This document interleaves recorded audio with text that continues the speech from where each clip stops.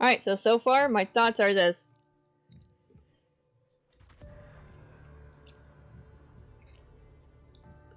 Krosh is the really kind-hearted guy who keeps people, who doesn't talk much about himself.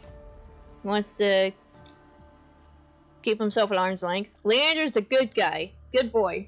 He's like a he's like a Labrador kind of. Ace is the tough guy that'll protect him no matter what. And now we're about to talk to Vare. Of all the people I've met, only one left him with more questions than answers. Vare knows more than he's letting on, I'm certain of it. And if he's feeling as playful as he was earlier, I might be able to get information out of him. Still, lingering doubt looms heavy over my decision. Can I really trust someone who lies so readily? Returning to the bar is slow work with a heavy crowd vying for drinks. When I find Vare, he's leaning against the counter with his elbows propped on the edge and a wine glass raised to his lips. Not for the first time I catch myself staring, and judging by the looks I see thrown his way. I'm not the only one. Yet there's a clear ring around Vare. No one else seems to hold it. Seems bold enough to cross.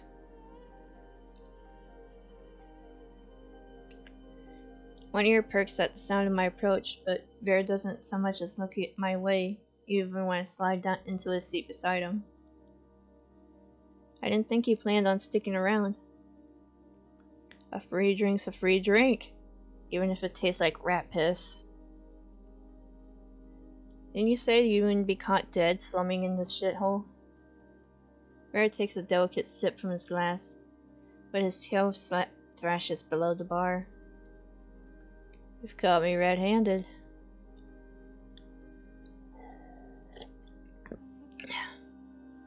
He peers at me over the rim of his glass. In the low light, his eyes glitter jewel bright with amusement. However, will you punish me? I figured my company's punishment enough for you. Vare's lips twitch, and he smiles despite himself. So you survived the night.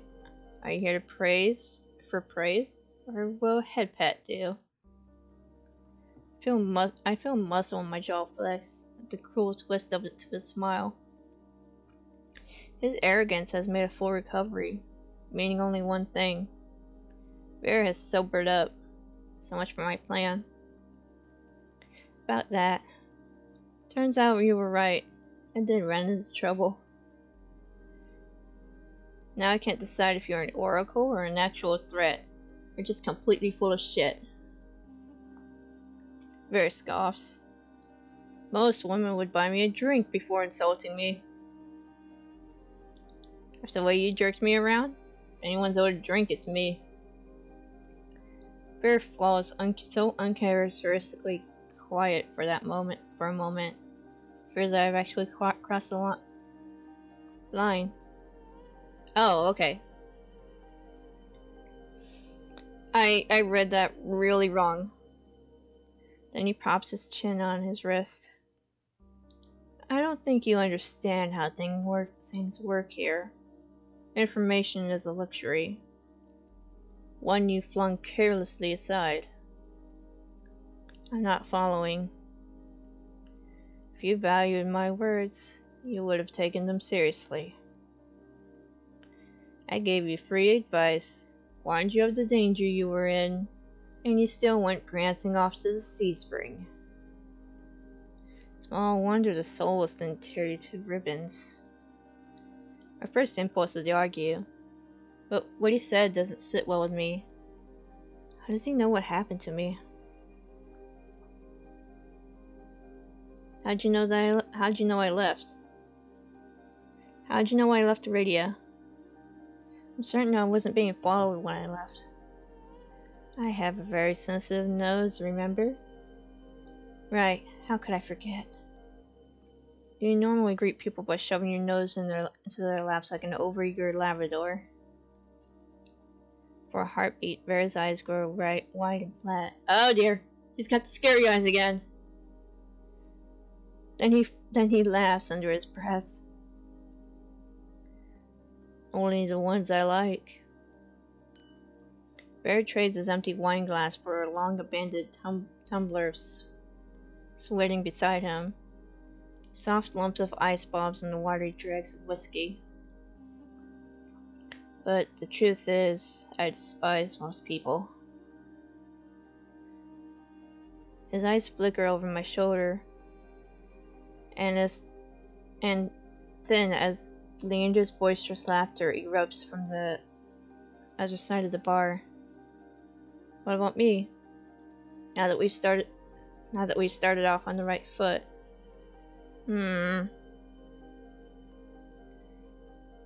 He turns, angling so he can look me over. His gaze is agonizingly slow as it glides over me. Finally, his lips quirk.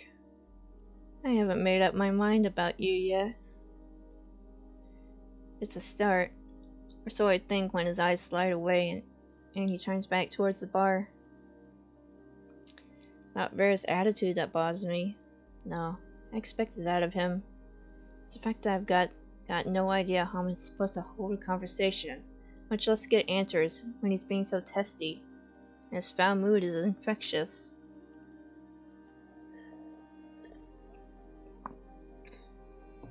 Did I do something to piss you off? He lets out a short breath. No. Another lie. Close enough to catch the subtle bristling of his tail.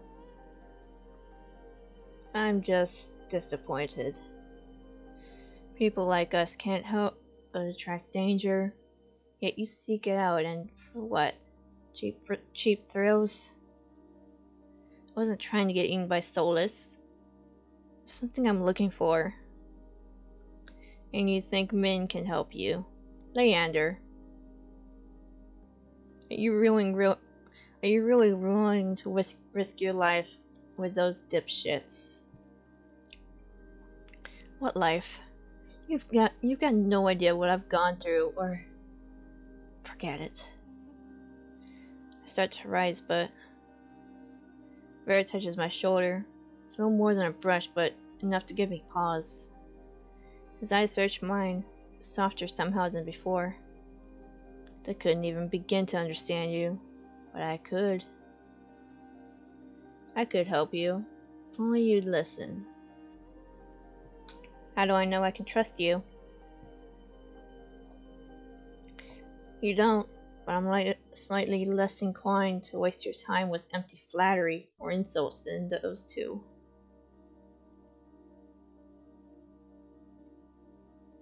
Is that what you desire? Is what you desire really worth risking your life for? If you knew the kind of life I've lived, you wouldn't be asking. Vera considers the condensation sweating from his glass for a long moment before speaking again. Will you trust me?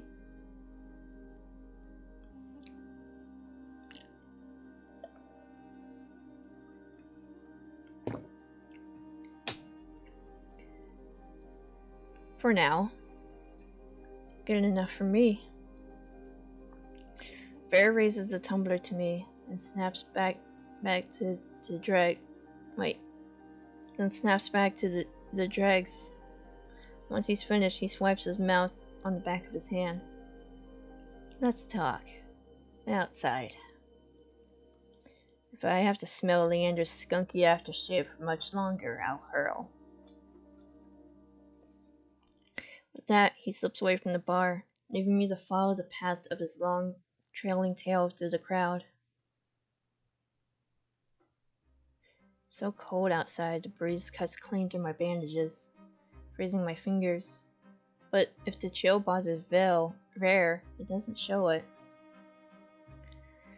He lopes purposely down the street into an alley. This far from the wick, the bar's racket is a little more than an indistinct hum. streets as dead as the Amaryllis district was crowded. Did Vera want privacy or no witnesses? You had questions. Ask. Vera's breath missed in the dark. The cold moonlight, his shadow stretches unnaturally long over the cobblestone street. Quickly, I've got a show to attend. Heavenly Lucis that I'm sure I've mentioned. He looks down at his nose. He looks down his nose at me, effortlessly imperious, with one hand set on his hip. And for a breath, I'm reminded of the stark want that gleamed in his eyes when he touched me. If he weren't so pretty, I'd walk away. But I need answers, and I can't think of a better way than starting with the people I met earlier. If Vera doesn't prove trustworthy, maybe one of them will. First, I'll ask about... Talk about Ace first. I'd like to know more about Ace. You two seem close. He made an impression, Not surprising. He's strong, ruthless, easy on the eyes. Given it almost as well as he takes it. Gives it almost as well as he takes it. Even if he's awfully greedy. Big everywhere, really. Oh, okay. Bit simple, but you know what they say about still waters. What do they say? I don't, but I'm too distracted by the change that's come over Bear to ask. A coy smile plays at his lips, but as he winds a finger around the chain dangling from his collar. I thought you didn't like most people. Ace isn't most people. He's better. Our eyes meet, and Vera's tender expression curls. He makes a tiny sound of distaste at the back of his throat. He's more trouble than he's worth. Dangerous, too. Stay far away from him and those red-eyed freaks if you value your safety or your sanity. Is that why you scolded me for going to the sea spring? I really don't think Ace is as bad as you're saying. You don't know him. Not like I do. I don't doubt that. The corner of his lip twitches.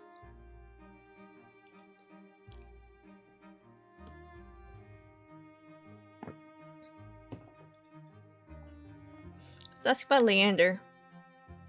What do you think about Leander? I don't. An unusually curt answer for Bear. I don't buy it. So you're not very fond of him. I wouldn't spit on Leander if he were on fire. Bear shudders. Oh no, you'd enjoy that far too much. To call Leander trash would be an insult to manure.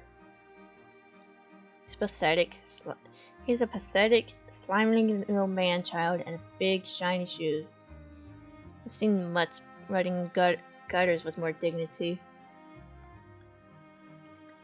I have to remember to close my mouth. Okay. Seems to like tease men. Got to admit, I'm surprised to see that you and Min know each other. Are you friends? Oh yes. We laugh, we go shopping, we have sleepovers, we braid each other's hair and kiss with a little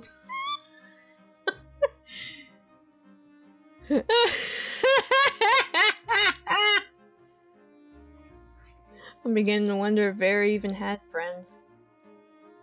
Let me guess, you don't like them. Can't stand them. First time we met, they stabbed me. Slid cold, hard steel between my ribs. Nearly nicked my heart. It was exquisite. The knife, I mean. Some sort of antique. Min's done nothing but disappoint me ever since. So you're not close. Can you imagine me being friends with that crabby little killjoy? Impossible. Not unless they learn to lighten up. And I'm afraid I'm I'm afraid not even the surgeon's practice as Kurash could remove the stick wedged firmly up Nin's pert ass. Before I can ask my next question, Bear gives a frustrated growl. Don't you dare ask me about another soul. Haven't got all night for idle gossip. But I wasn't finished asking. You get 2 more questions. Make them count. So much for being helpful. I suppose that's just how information works in this exhausting city. No more idle chatter. Get straight to the point. Oh, shit, we don't even get to ask about Kurash. Leander told me that the Cenobium imprisons people. Did he mean you? Leander is a moaning fool with a throbbing victim complex. He loves to see himself as a savior, but the only difference between his cronies and the Cenobium stooges are their uniforms. I'm at a loss for words. I don't know what surprises me more, the bluntness in which Ver spoke, or the venom lacing his ordinary silken voice. You're asking who, when you should be asking why. Says the asshole counting my questions. Look, he throws me as infuriatingly self-satisfied. Fine then. Why were you imprisoned? For the same reason they'll disappear you, given the chance. I'm something special.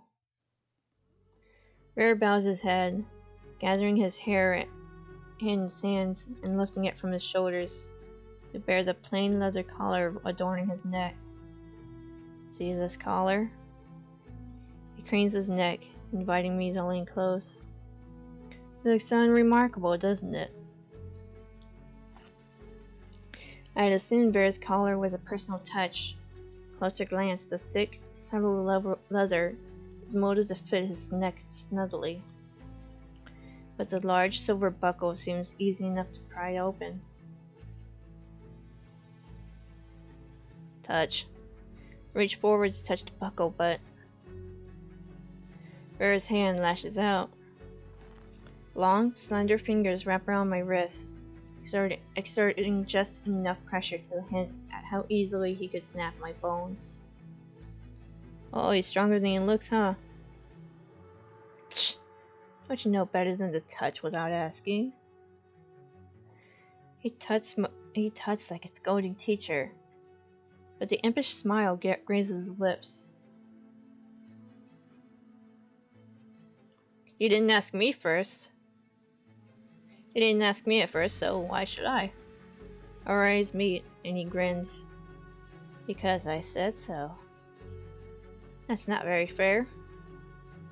Fuck fairness. Life's not fair. His voice lowers to a pleased rumble. Patience, Kuro. I'll tell you when and how you can touch me. Behave, or I'll make you bleed. Whew. Oh, okay. He says it with a smile so sweet it hurts. Is that a threat or a promise? Ray doesn't answer me, but he lets go of my arm. I smooth down my bandages, more to get a grip than anything else. I can't lose my composure again. By now, I fully expected Ver to begin walking away, but the fact that he's still here suggesting he either forgot about his warning, or he was never counting my questions to begin with. Are you saying that that's what'll happen if the Cenobium finds out I'm different? I'll be collared? Doubtful. They keep me around because I'm the best at what I do. And what exactly do you do so well? Killing. Says it so carelessly, without hesitation. As long as I wear this collar, I'm made to hunt the Cenobium's dizzying array of enemies. Monsters, soulless, noisy dissidents who grow overbold, I'm bound by their will until the day I die. That's awful. Bear murmurs in agreement. It is, isn't it? And that's what you'll be getting from me. And that's all you're getting from me. I really must leave now. I'll be late. That's it? Why'd you bring me here if you weren't going to explain anything? He has the nerve to laugh. Isn't it obvious? I wanted to lure you out here alone so I can eat you. You're lying again. And you're asking far too many questions for someone hiding so much. He sneers, and reflexively I shove my hands deep into my cloak. Makes you think I'm hiding anything? Oh, I don't know. Maybe it's a tough act, or the way you tense up at the slightest provocation. More likely it's the bandages. Not exactly subtle, I'll be going. Unless you're willing to share some morsels with me. There's a biting edge to his playful tone. I can't tell you anything. Wrong. You can start with what you are. Take a step backwards, but my back hits a wall. My back hits a wall as Varys follows me in a lockstep. I turn, only to find his left hand resting on the wall beside my head, caging me in.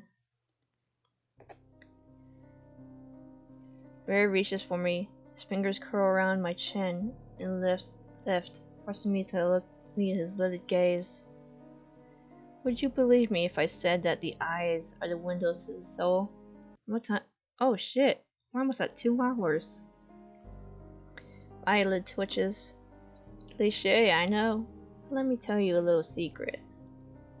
Barry leans in until his lashes tickle my cheek, and the warm, faintly spiced scent of his hair drowns out the stench of the greasy cooking fires and chimney smoke. There's nothing you can hide from me. Whoa. His voice is so low, so supple I can slip into it.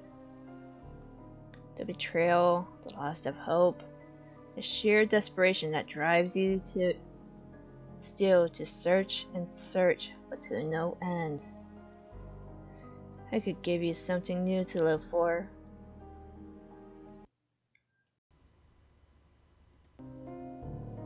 Okay, so where were we last time? I actually don't remember.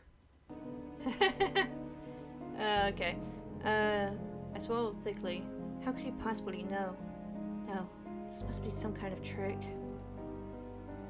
But for once, Bear isn't smiling. All that suffering has made your soul so irresistible. His piercing eyes pin me to the spot. The look on his face makes my blood run cold. I've seen it before. Traveling through the waste, the lanterns would occasionally reveal carcasses picked clean by starving scavengers, whose eyes shone in the dark with some ravenous hunger. Oh, so he's ravenous, huh? I feel like I'm getting a little hypnotized by his stare there.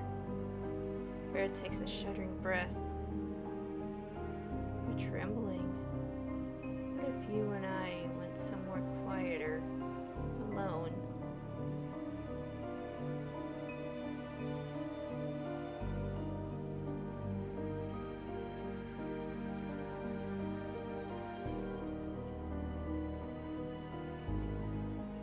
I'm sick of running, of hurting, of suffering. Surrendering completely is the easiest thing I've ever done.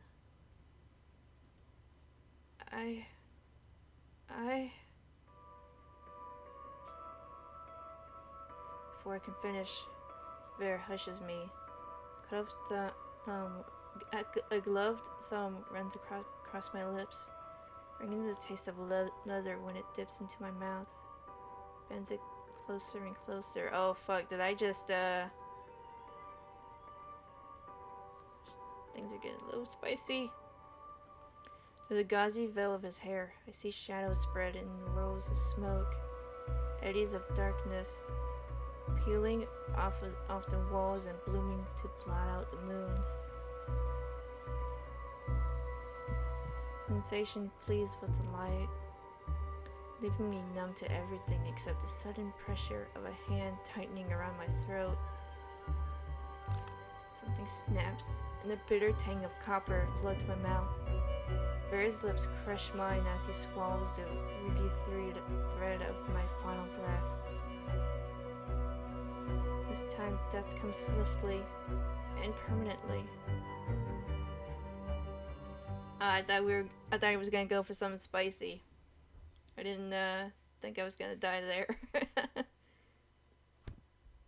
back hits the wall. Oh, what the fuck? My back hits the wall as Ver follows me in lockstep. I turn, only to find his left hand resting on the wall beside my head, caging me in. Ver reaches for me. His fingers curl around my chain and lift, forcing me to meet his loaded gaze. My chin, not chain. What the fuck? Would you believe me if I said that the eyes are windows to the soul? My eyelid twitches. Cliché, I know, but let me tell you a little secret. Ver leans in until his lashes tickle my cheek, and the warm, faintly spiced scent of his hair drowns out the stench of greasy cooking fires and chimney smoke. There's nothing you can hide from me. His voice is low, so subtle I can slip into it. The betrayal, loss of hope, the sheer desperation that drives you still to search and search to no end. I could give you something new to live for. I swallowed thickly. How could he possibly know? No, this must be some kind of trick. But for once, Vera isn't. Oh, wait, this is the same as before. All of that suffering has made your soul so irresistible. His piercing eyes pin me to the spot. The look on his face makes my blood run cold. I've seen it before. Traveling through the waste, the lanterns would occasionally reveal carcasses, picked clean by starving scavengers whose eyes shone in the dark with the same ravenous hunger. Vera takes a shuddering breath. You're trembling. What if you and I went somewhere quieter, alone? I don't even have the option to surrender again. Part of me wants nothing more to let him take me, to surrender completely to him.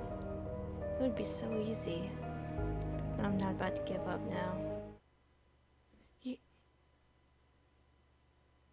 You're late! The ludist!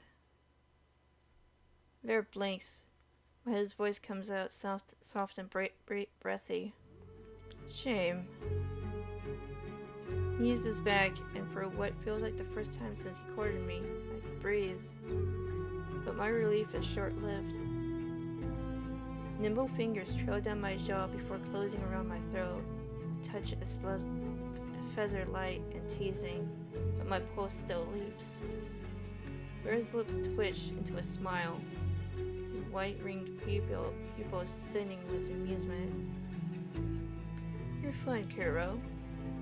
Even if you frequently forget your place. But if you ever call me a dog again, I'll break you. Understood? When I narrow my eyes at him, he smiles wide enough to flash his sharp, white fangs, as much as a warning as a smirk. As soon as Vera releases me, I sink against the alley wall to catch my breath. He looks down on me, his expression distinctly smug. Let's get one thing straight. I ate a monster 3 times your size for breakfast. 2, actually. The first tasted dreadful, like a fisherman's old ashtray. But that's beside the point. You and I may be alike. Don't ever forget what I am, or what I do best. He flashes me a dazzling smile. Kuro? Has anyone seen Kuro? Leander's voice echoes from the direction of the wick. Look around. I nearly call back before remembering Vera's apparent distaste for Leander. Glance back at Vera. Only he's gone. Vanished into the dark. I'm left deserted in the alley, trembling with a delirious mixture of exhaustion and excitement. Fuck! Let out a long, shaky exhale that condenses in the freezing air. Only once my racing heartbeat slows do I make my way back towards the wick, guided by the distant sound of Leander's voice.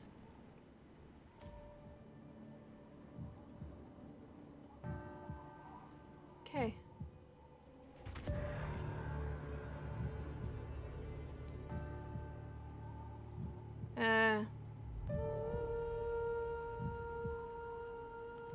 Okay, follow them on Twitter, everybody. Okay, so last up is Min.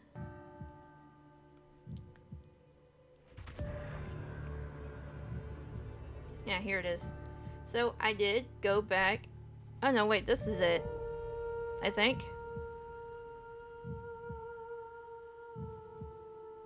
This one's probably it.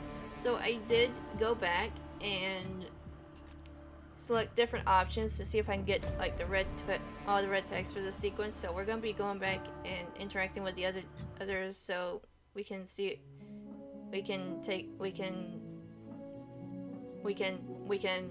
blah blah blah blah. Yes.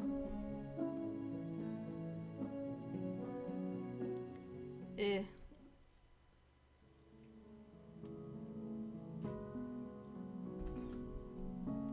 can't let Min slip away so easily. I might be the most standoffish person I ever met so far, but they're the only one who seems close to neutral in this Nobium. My gut tells me they know more about that tower than they're letting on. By the time I make it out of the bar, they're already halfway down the street. Drawing my cloak close to ward off the chill, I hurry after them. But at this hour, the Amaryllis district is full of carousing people. While Min slips through the crowd with surprising agility, I struggle to keep pace. The edge of their cloak flutters as they round the corner. Determined to at least try to catch up, I make the same turn into a dim side street.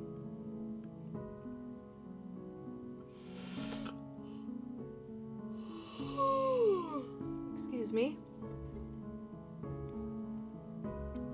But Min is nowhere to be seen. Instinctively, I look for the telltale signs of a person's passage, fluttering fabric, or just a closed door, but I don't see anything out of the ordinary. No hiding spots either. I start to turn because that can mean only one thing. Didn't you learn your lesson earlier? That Min doubled back. I'm almost impressed. There's not that many people who could sneak up on me like that. They fold their arms pointedly, staring me down. I thought nearly getting eaten would teach you that being out alone at night is dangerous. Okay, but what about you? What about you? You're out alone at night. Unlike you, I can take care of myself. I glance away, sweeping across the street. The gaze seems to linger on a particular building. Another tavern by the sign outside. Before they look back at me. You've been lucky so far, but it won't last. Nobody in this city is trustworthy. Not even you? Especially not me. I've met clams that open up more willingly than men. But even if they don't talk about themselves much, they must have opinions about. Talk about Karash first.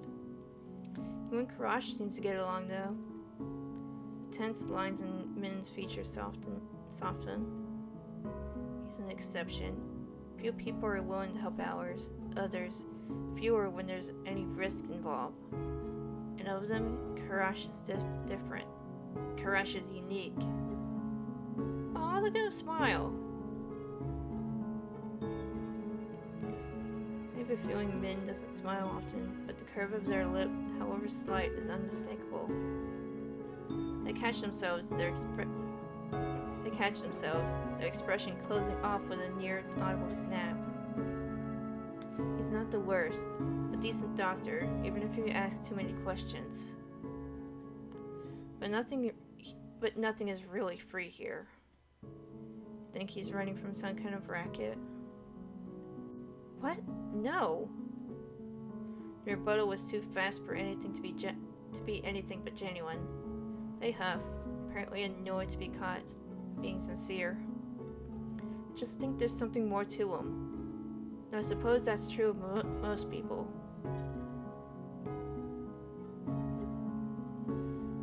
Okay, how about Leander? Leander seems fond of you. He's an idiot, an obnoxious blowhard who can't shut up to save his life. Their words are harsh, taken at face value. But it's at complete odds with the flesh creeping across their cheekbones. Is that all? They huff.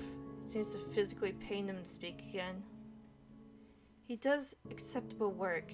He pays on time, which is more than I can say for most, and his bloodhounds look after Lowtown.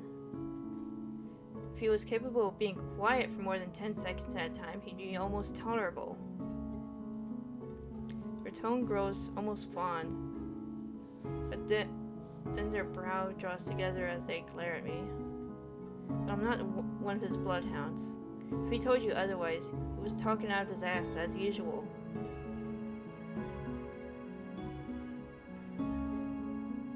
He has work to offer, and sometimes I take it.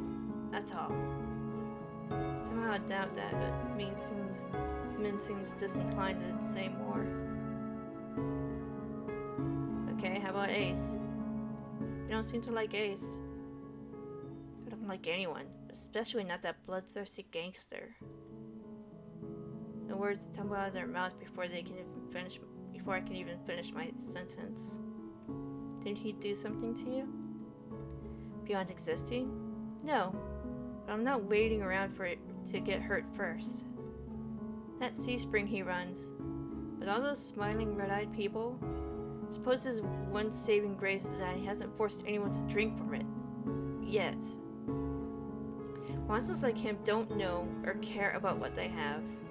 It makes me sick. Their voice echoes down the empty street, startling me. I blink, staring at them. You really don't like monsters, do you? Min fixes their flat gaze, their pale eyes like chips of ice. Every monster forced their way out of the shroud and into this world for some reason. I might not know Ace's reason, but the vast majority of monsters, humans are food, playthings, or beneath notice. That may simply be their nature, but I don't have to like it. And I'm not going to risk my life in the hopes that one of them is different. A lot of humans fear or hate monsters. There's something different about how Min talks about them. It sounds personal.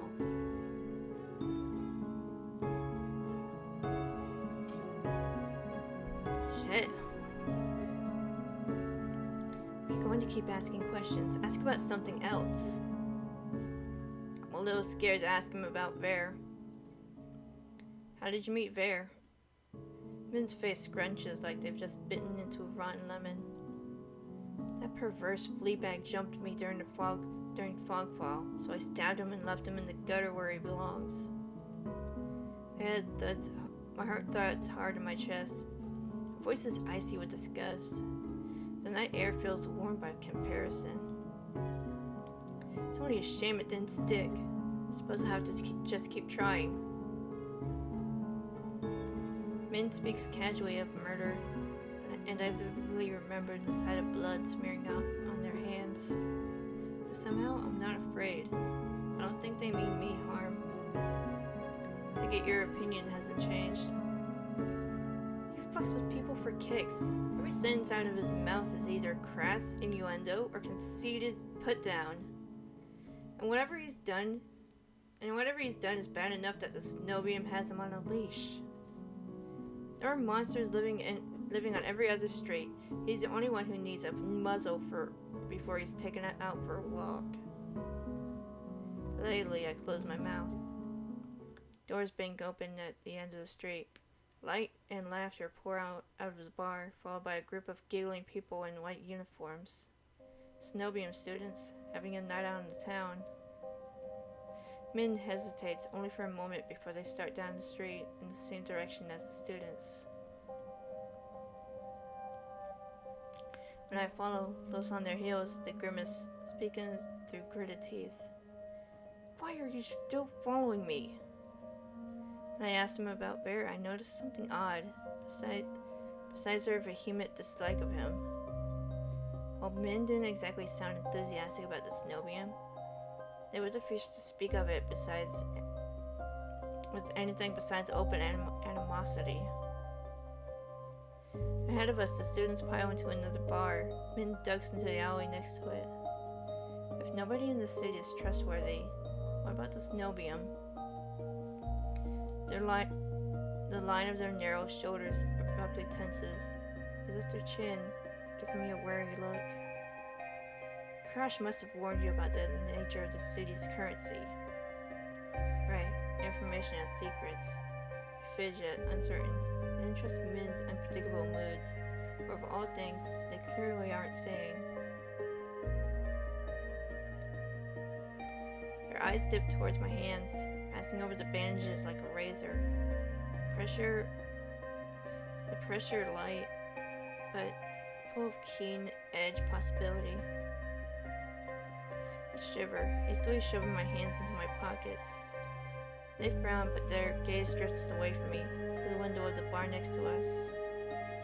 So opaque, either frosted glass or caked in dust. Some warm light diffuses out into the alley. The Cenobium is a place of learning. If someone has questions that can't be answered anywhere else, the Cenobium might have a solution. Or at least, that's how it was, once upon a time. These days, its doors are closed to outsiders. That's about what I expected after how I was practically shooed off earlier. Just as I start to relax, they speak again. Whatever you're looking for there, the cost may be higher than you're willing to pay. The sheer hypocrisy of their words ticks me off. Gives you the right to talk when you're the one doing the exact same thing as me. What questions are you asking that only the Cenobium can answer? That's personal. So there is something Min is looking for at the Cenobium. Suppose that makes two of us. If they're following groups of Cenobium students around, they must not be having much luck either. Everyone else seems to fear or hate the Cenobium, but you don't. They flinch, spurred onward by curiosity, by lingering annoyance. I press forward. You must know something about them, something you haven't told Leander or Kurash. But they're not letting you in, which means you're one of the outsiders. Uh-oh. Oh shit, we pissed them off.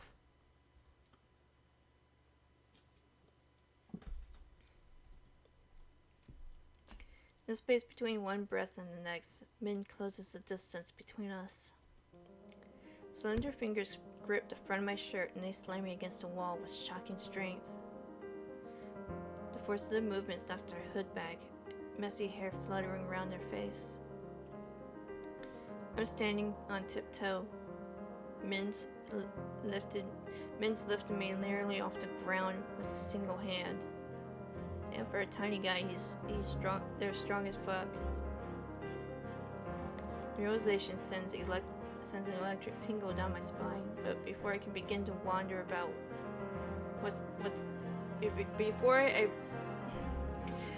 before I can begin to wonder what that's about, Min snarls in my face.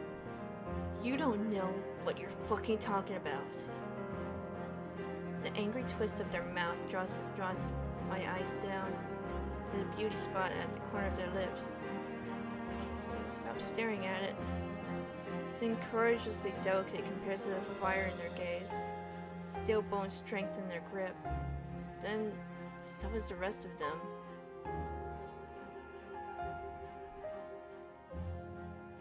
Neither do you? Neither do you.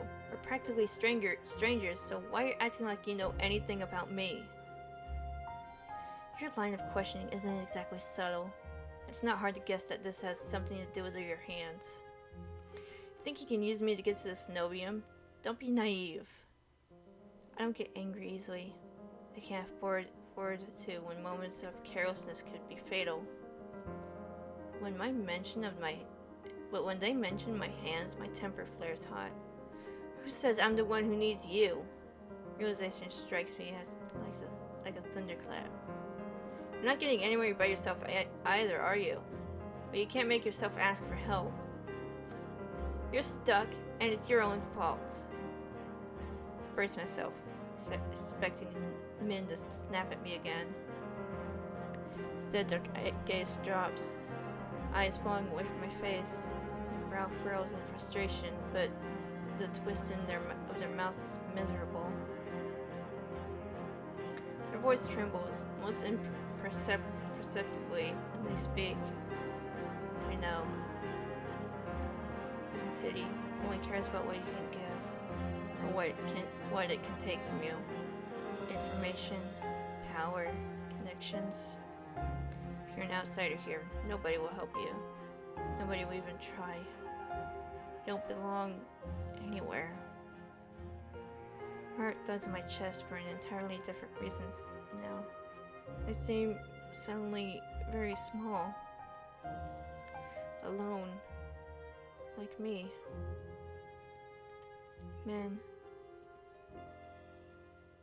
Min jerks backwards, releasing me so abruptly that I nearly stumble. Maybe they realized how close we were. Maybe they said too much.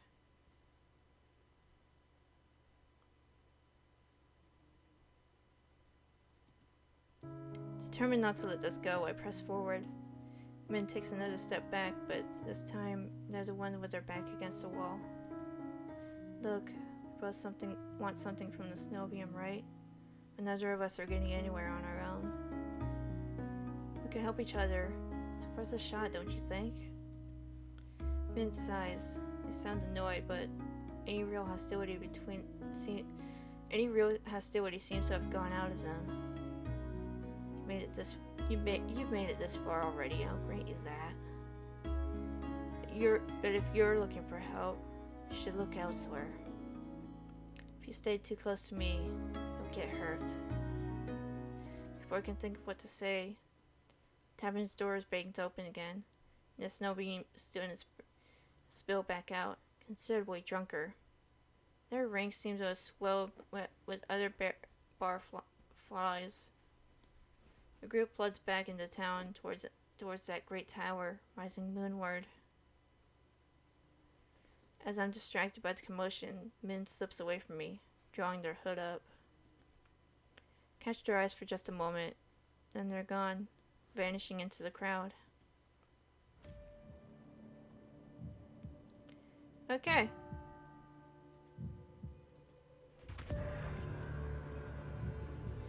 Alright. So I didn't see any red text there. What? Okay, we're still good on time. I probably didn't get it from Min. I probably didn't make all the right choices. Or was it this one that I saved? No, this one's date's more recent. I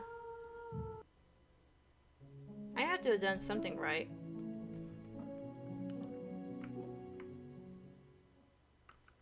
Alright. Let's see if I can...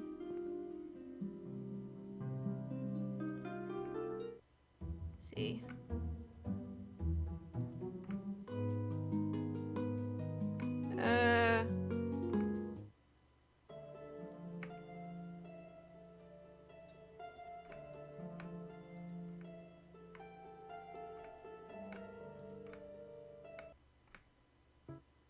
Okay, and that didn't get anything there.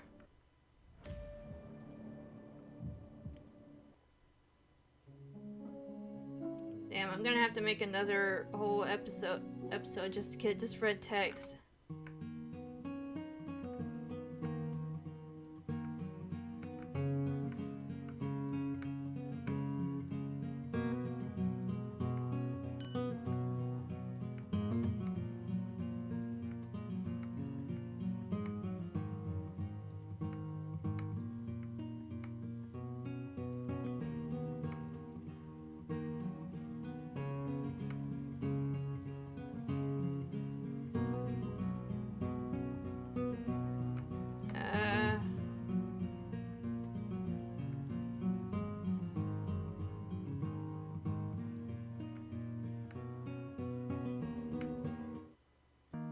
See. Oh! There it is! Blurt out the first request that comes to mind. Can I touch your face? Oh, sure. I lean over the table, hesitating before I reach for his face. When my fingers graze his jaw, Leander laughs softly. That tickles. It's fine, you can just... He takes my wrist, angling my hand so he can press his cheek into my palm. Warmth spreads under my fingertips. Surprised breath escapes me. Gently, I run my thumb down the ridge of the scar on his cheek, and he shudders. His ring jingles against my knuckles. You're getting awfully bold. I never touched someone like this before. And even though it makes my head spin, it's already not enough. I could be even closer. My heart hammers, filling my ears with a pulse that grows unbearably loud until I pull my hand back. Are you alright? I can barely hear his words over my pounding heart, but I manage to nod. Yeah, I'm fine. Sorry, I think I'm just getting a little dizzy. He gives me a gentle smile, eyes crinkling at the edges. I had a long day. You deserve some rest. Luckily, your room is just upstairs. Want me to walk you back? I shake my head and begin wrapping my hands back up. With each deep breath, my head feels more clear. I'm fine, but thanks for, well, everything. Remember what I told you? If you need a break from the chaos of the city, I'll be here for you. When I rise, Leander gives me one last smile. Good night, Kuro. Good night. I trudge up the stairs, but even as I leave Leander behind, the warmth of his skin still lingers on mine, burning through the bandages. Alright, got that.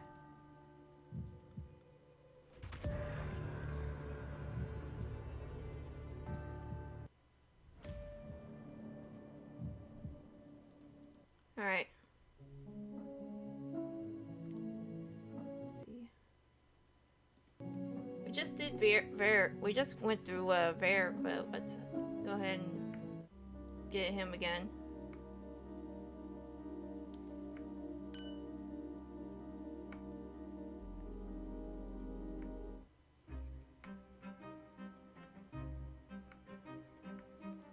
I don't know if there's any point for me doing this.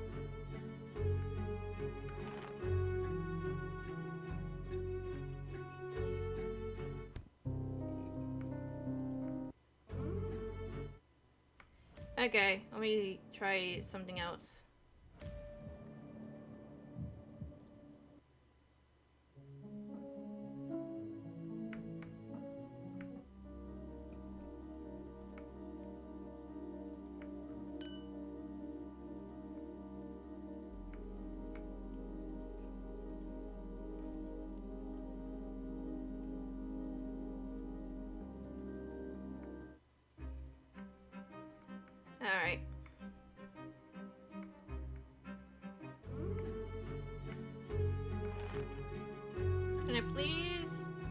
eyes meet.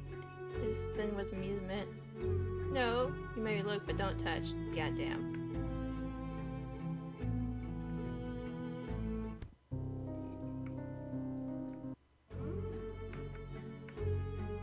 Looking so soft-tweeted.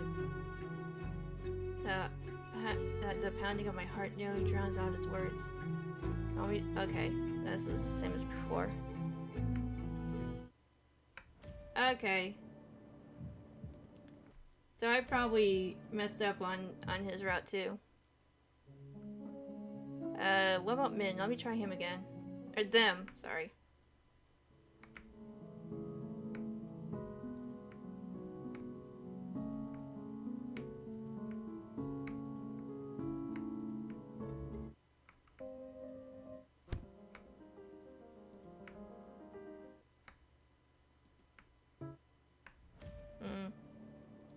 Alright, let me see if I can try another option there.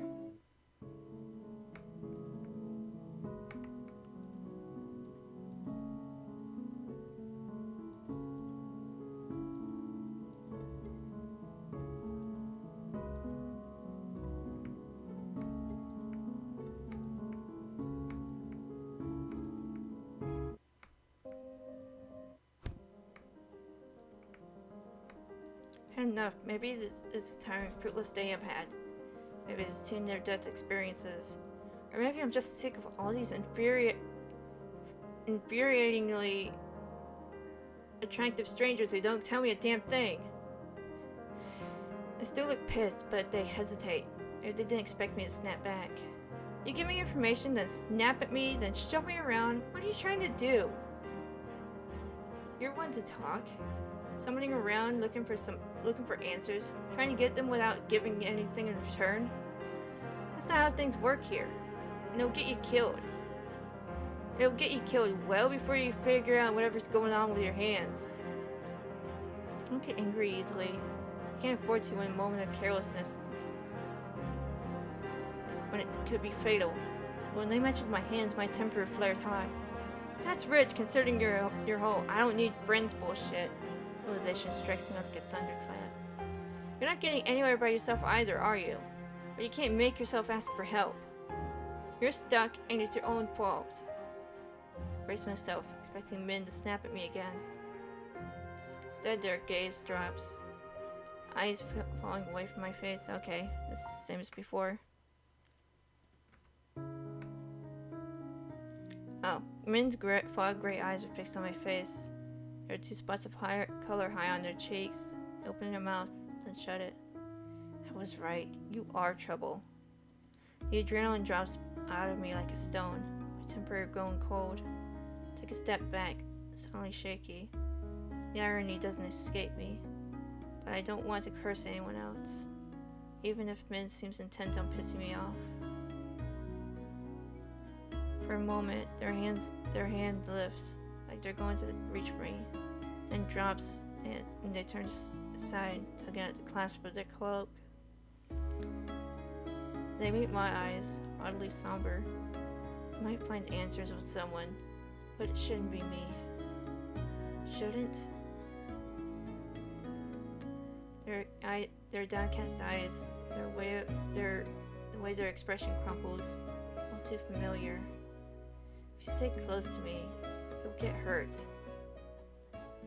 Okay. Well, I didn't get the red text, but I did get some interesting. Oh well, I'm gonna try again next time. Or I can just wait for the full game to come out. So thank you so much for watching. Like, comment, subscribe if you want to. And I'll see you next time.